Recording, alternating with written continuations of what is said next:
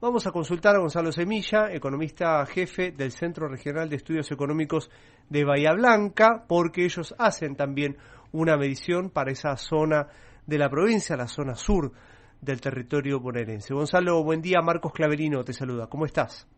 ¿Qué tal? Buen día, Marcos. ¿Cómo te va? Gracias. No, por favor, muchas gracias a vos por este ratito con nosotros. Ustedes han hecho su propia medición. ¿Qué les arrojan estos números? Bien. Nosotros nos arrojó para el mes de febrero una variación de 1,8% respecto al mes anterior, digamos, enero.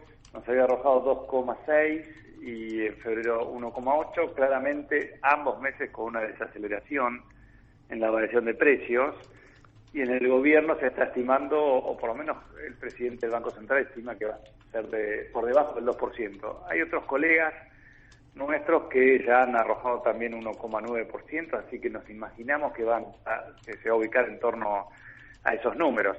Claramente es un segundo mes de desaceleración, y cuando uno ve, digamos, la trayectoria del índice de precios, vemos que desde agosto que habíamos tenido alrededor de 4, casi 5%, septiembre 6%, digamos, con índices muy altos por devaluación, la última devaluación que tuvimos. A partir de diciembre comenzó, digamos, noviembre, diciembre comenzó a desacelerarse. Pensábamos en enero que podía ser por una cuestión además estacional. Evidentemente fue el congelamiento de tarifas. Claramente nosotros identificamos que el congelamiento de tarifas por 180 días fue el origen de que para nosotros esté, entre comillas, pisada la inflación.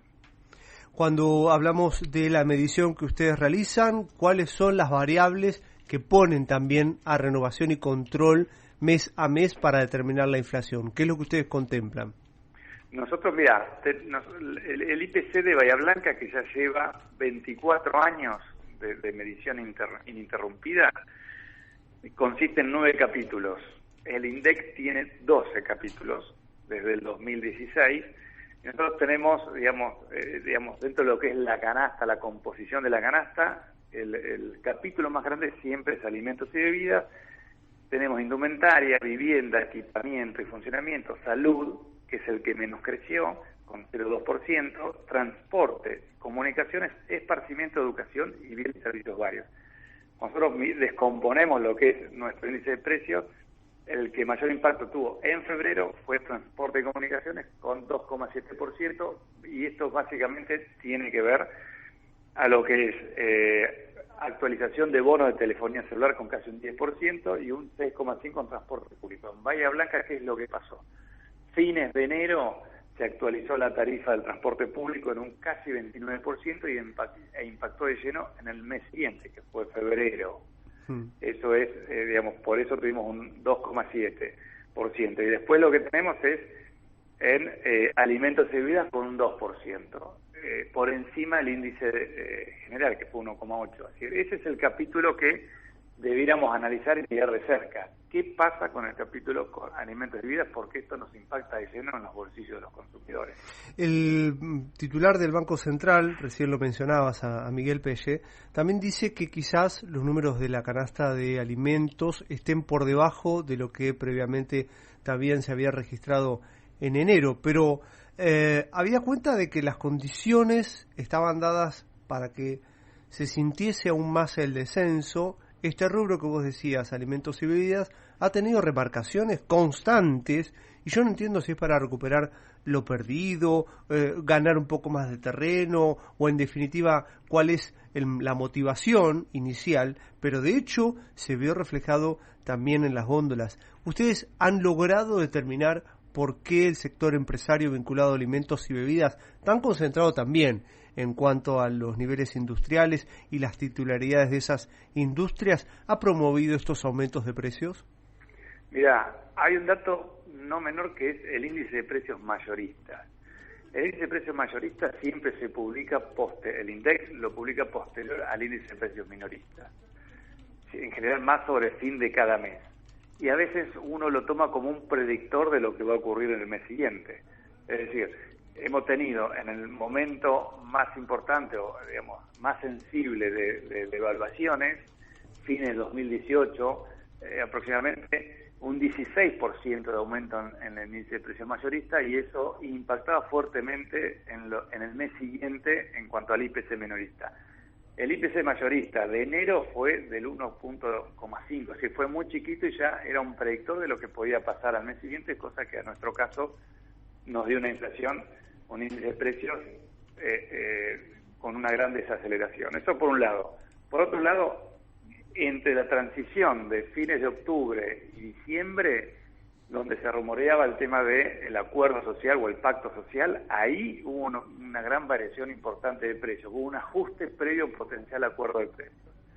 En enero, cuando se reincorpora el IVA, en donde iba a haber un aumento promedio de 7%, donde el resto lo incorporaban las propias cadenas de supermercados, no ocurrió. Nosotros lo que vimos en nuestra localidad, que fue bastante desparejo, y pocas cadenas, grandes cadenas de supermercados cumplieron con ese 7. Hemos visto algunos productos, sobre todo esos 13 productos básicos, a los cuales el gobierno anterior había quitado el IVA, cuando se restituyó, no cumplieron.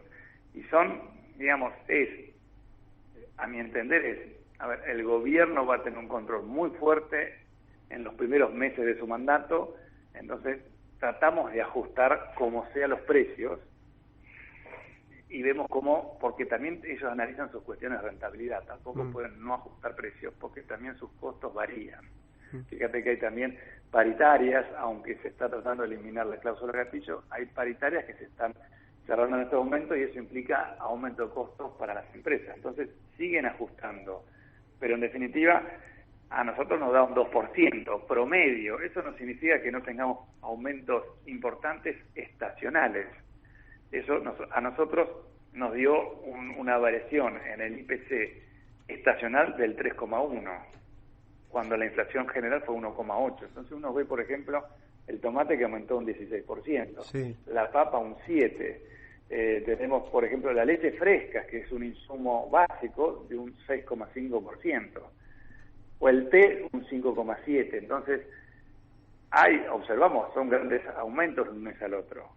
Pero también vemos que la naranja cayó un 18%. Entonces, bueno, hay que seguir de cerca. Evidentemente, los precios se siguen moviendo, porque 1,8 es un índice alto, pero obviamente no estábamos acostumbrados a 1,8, estábamos acostumbrados a un 3%, 3,5, un 4%.